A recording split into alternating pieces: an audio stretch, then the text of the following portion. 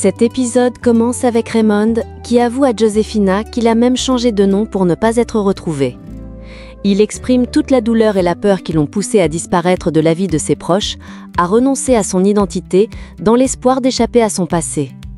Josefina lui répond calmement qu'elle le sait déjà. Elle ajoute que c'est elle-même qui a révélé au détective Castilla qu'il avait probablement changé d'identité en prenant celle de son défunt père.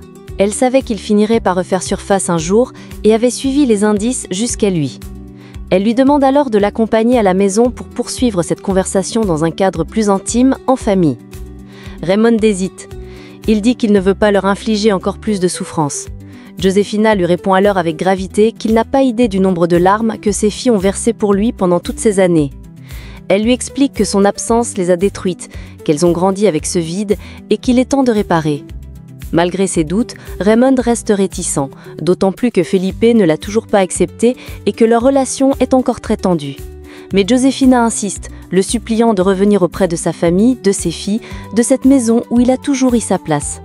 Pendant ce temps, à la maison, Jenny remercie Gabriel de tout faire pour protéger Juana. Elle reconnaît à quel point il est présent et bienveillant envers elle. Gabriel lui répond qu'à présent, elles sont sa famille, tout autant qu'elles sont, et qu'il se sent investi de la mission de les protéger quoi qu'il arrive. Son regard est sincère et déterminé. Il ajoute qu'il les protège tous, y compris le bébé à venir, car il compte énormément pour lui. À ce moment précis, le téléphone de Jenny se met à sonner. Gabriel s'éclipse discrètement, la laissant prendre l'appel. Au bout du fil, c'est Enriqueta qui appelle, inquiète. Elle a appris ce qui est arrivé à Juana et voulait s'en assurer de vive voix. Jenny la rassure, lui disant que Juana et le bébé vont bien. Enriqueta, soulagée, laisse éclater un soupir d'apaisement. Elle demande à Jenny de transmettre à Juana qu'elle doit prendre grand soin d'elle. Jenny lui répond alors que son frère, Gabriel, aime profondément Juana et qu'elle sera toujours la bienvenue chez eux si elle souhaite leur rendre visite. Enriqueta la remercie sincèrement pour sa gentillesse. Après avoir raccroché, Enriqueta se laisse submerger par l'émotion en repensant à ce moment où Felipe lui a remis ses clés. Ce souvenir la bouleverse et des larmes silencieuses commencent à couler sur ses joues. De son côté, Josefina réussit à convaincre Raymond de revenir à la maison. Il finit par céder, porté par l'envie de revoir ses filles et de recoller les morceaux de son passé brisé. Pendant ce temps, Camila, dans un état de panique, entre discrètement dans la camion de Rénie. Elle lui demande de l'aider à quitter cet endroit car elle sent qu'elle est suivie par Rogelio. Rénie, visiblement inquiet, lui dit qu'il ne veut plus se mettre en danger. Il connaît la dangerosité de Rogelio et ne souhaite pas avoir de problème. Mais Camila insiste, lui jurant qu'elle n'a nulle part ailleurs où aller. Au même moment, Paola essaie désespérément de joindre Camila au téléphone, mais cette dernière ne répond pas. Paola devient furieuse et perd patience. Amparo, sa mère, lui rappelle qu'elle avait pourtant prévenu que Camila finirait par lui causer des soucis. Mais Paola ne veut rien entendre. Quelqu'un vient l'appeler pour une séance de photos prévue, mais elle ne veut pas y aller. Elle prend son sac, annonce qu'elle va à la brasserie et sort en furie. Amparo la suit, tentant de l'empêcher de s'enfoncer davantage dans cette spirale. Chez Josefina, Raymond arrive enfin à la maison.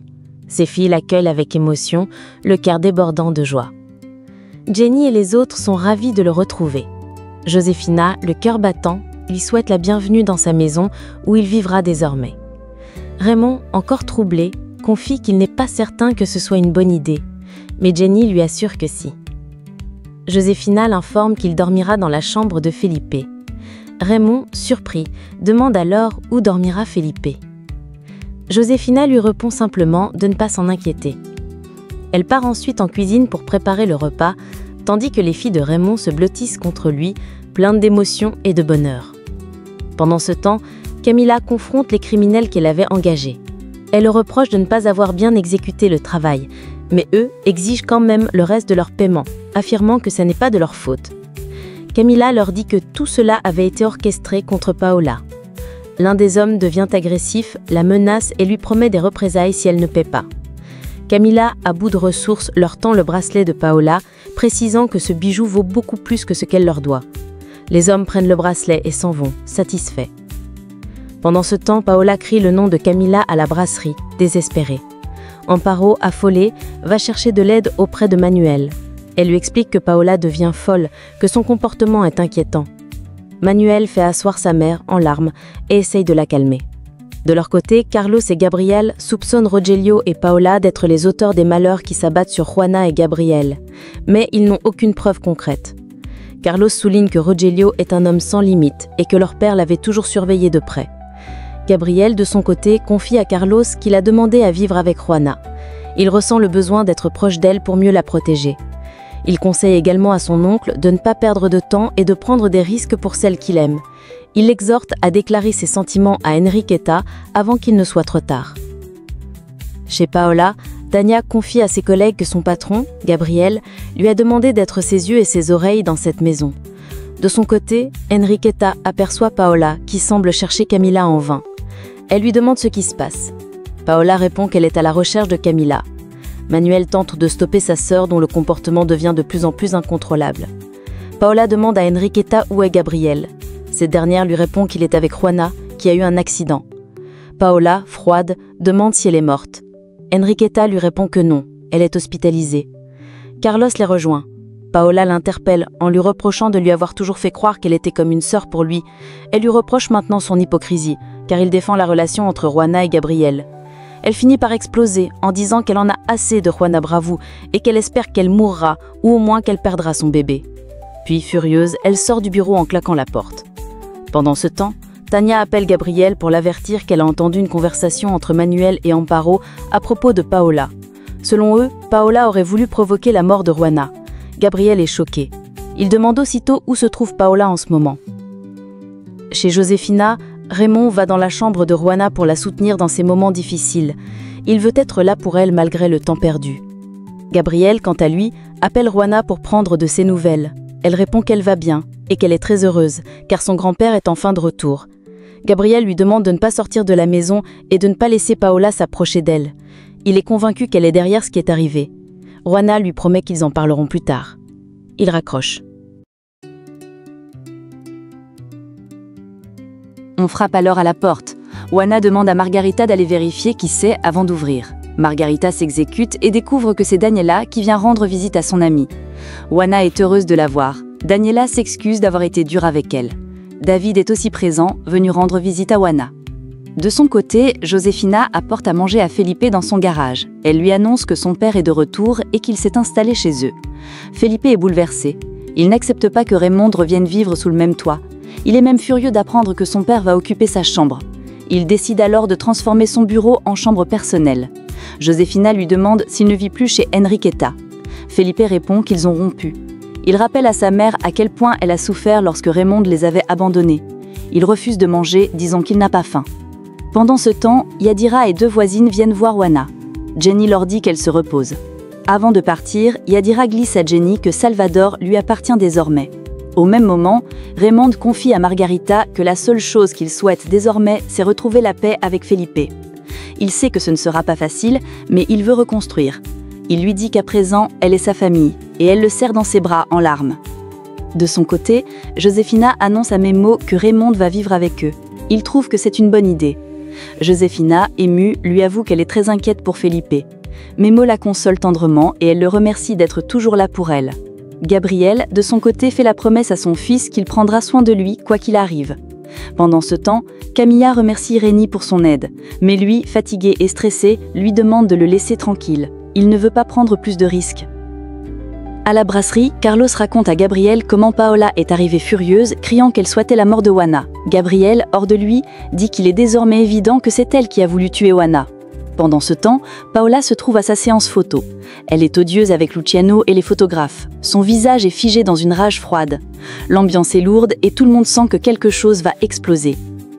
Chez Josefina, Daniela se confie à Jenny avec une grande sincérité. Elle lui avoue qu'elle a toujours été profondément amoureuse de David, mais ce dernier, de son côté, est amoureux de Juana. Cette situation l'a bouleversée et mise en colère, surtout lorsqu'elle a découvert que Juana s'était remise avec Gabriel. Cette nouvelle l'a blessée au plus profond d'elle-même, car elle espérait encore que David finirait par la remarquer. Jenny, en l'écoutant, comprend parfaitement la douleur de Daniela. Elle ne juge pas ses sentiments et, avec beaucoup de tendresse, la prend dans ses bras pour lui offrir un peu de réconfort. Pendant ce temps, dans la chambre de Juana, David lui révèle que Gabriel lui a récemment annoncé s'être réconcilié avec elle. Il lui confie qu'en entendant cela, il s'est senti humilié, comme un imbécile. Oana, un peu mal à l'aise, tente de lui expliquer que ce n'était nullement son intention de le blesser. Elle lui dit qu'elle me ment, qu'elle et Gabriel sont amoureux et en plus qu'ils attendent un enfant ensemble. Cette annonce bouleverse David, mais il lui dit malgré tout qu'il l'aime encore de tout son cœur et qu'il ne pourrait pas supporter qu'il lui arrive quelque chose de grave. Oana l'écoute avec émotion et lui confie que Gabriel lui a proposé de vivre ensemble.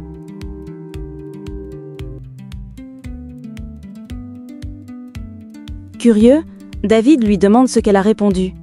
Elle lui dit qu'elle aimerait vraiment fonder une famille avec l'homme qu'elle aime, mais qu'elle doit d'abord prendre un peu de temps pour préparer sa famille à cette nouvelle, surtout après les récents événements. Elle ajoute qu'ils devront être forts, elle et Gabriel, pour faire face à la haine qui les entoure. Elle demande ensuite à David s'ils peuvent rester amis, malgré tout ce qu'ils ont traversé. David accepte, même si la douleur se lit sur son visage. Pendant ce temps, Gabriel prend son téléphone pour appeler l'épouse de Thomas. Il lui demande de préparer l'ancienne chambre de ses parents et d'y installer des meubles modernes, car il a l'intention d'emménager bientôt avec Juana. Cette nouvelle réjouit énormément la femme de Thomas, qui se montre très enthousiaste. Gabriel la remercie chaleureusement et en profite pour remercier aussi Thomas de son soutien. Il précise qu'ils devront renforcer la sécurité autour de la maison, car il souhaite garantir la tranquillité et la sécurité de Juana une fois qu'ils vivront ensemble. De son côté, Camacho remet un pistolet à son patron Rogelio, qui reçoit au même moment un appel téléphonique d'une grande importance.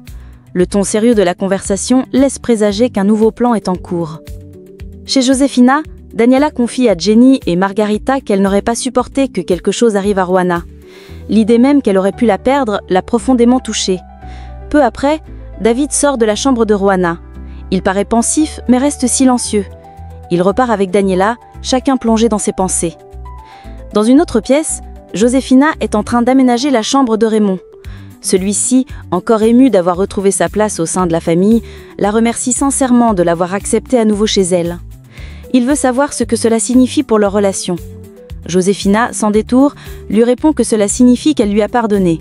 Elle s'approche de lui avec tendresse, puis se couche sur son épaule, dans un geste de réconciliation et d'apaisement. À la brasserie, Manuel discute avec Eliana. Il lui parle de Paola et lui demande pourquoi sa sœur cherchait à contacter Camila. Eliana, un peu gênée, lui répond qu'elle ne sait pas exactement, mais suppose que Paola est désespérée. Manuel, lui, semble avoir une autre idée derrière la tête. Il lui demande ce qu'elle pense de son père. Eliana lui dit qu'elle le considère comme un homme travailleur et sérieux, mais Manuel lui rétorque qu'elle n'a aucune aptitude pour juger le caractère des gens. Troublée par cette remarque, Eliana s'excuse timidement avant de s'éclipser, ne comprenant pas le sens réel de ses paroles. Pendant ce temps, au bar, Ricardo cherche Jenny. Il demande à Fabio où elle se trouve, car elle a déjà 30 minutes de retard. Fabio, inquiet, lui dit que sa fille a eu un accident, mais Ricardo, furieux, pense que Jenny se croit au-dessus des règles. Il ordonne à ce qu'on l'appelle immédiatement, sous peine d'être licencié. De son côté, Rogelio se rend chez Elvira, la mère de Francisco. Il tente habilement de la monter contre Gabriel. Il lui dit que Camila est amoureuse de Gabriel, espérant semer le trouble. Elvira, déjà pleine de rancœur, réagit vivement. Elle affirme qu'elle a toujours pensé que cette femme était responsable de la mort de son fils. Rogelio surenchérit et insinue que Gabriel aussi aurait pu avoir un rôle dans ce drame. Elvira est surprise, car Francisco et Gabriel ont toujours été très proches, presque comme des frères. Mais Rogelio insiste, affirmant que Gabriel a demandé le divorce à Paola, peut-être pour être avec Camila. Il ajoute que la dernière fois que Francisco a été vu vivant, c'était chez Gabriel, lors de la fête organisée à la brasserie. Ces insinuations font germer le doute dans l'esprit d'Elvira. À la brasserie, Manuel rejoint Camila et lui confie son inquiétude. Il ne comprend plus Paola, sa sœur, qui semble être complètement hors de contrôle. Il lui révèle qu'elle souhaite ardemment la mort de Juana. Camila, exaspérée, répond que sa sœur est exactement comme leur père, qu'elle soupçonne d'avoir contaminé la bière de la brasserie. Elle ajoute qu'elle saura se défendre si Paola tente de la faire tomber. À la maison, Jenny est très émue et heureuse de retrouver son père, ainsi que sa fille et son petit-fils qui vont bien. Elle discute avec Juana et lui confie qu'elle a parlé avec Daniela. Elle lui dit avoir tout appris concernant David. À ce moment, Fabio l'appelle pour lui dire que son patron a exigé qu'elle se rende immédiatement au travail. Il ajoute que s'il ne la voit pas rapidement, il menace de la faire arrêter. Pendant ce temps, Paola est en pleine séance photo. Soudain, Gabriel arrive sur les lieux. Il s'avance droit vers elle et d'un ton glacial, il lui dit qu'il va la faire arrêter pour tentative de meurtre. Paola est terrifiée, prise de panique, tandis que tout le monde autour d'eux est sidéré en entendant les accusations lancées par Gabriel.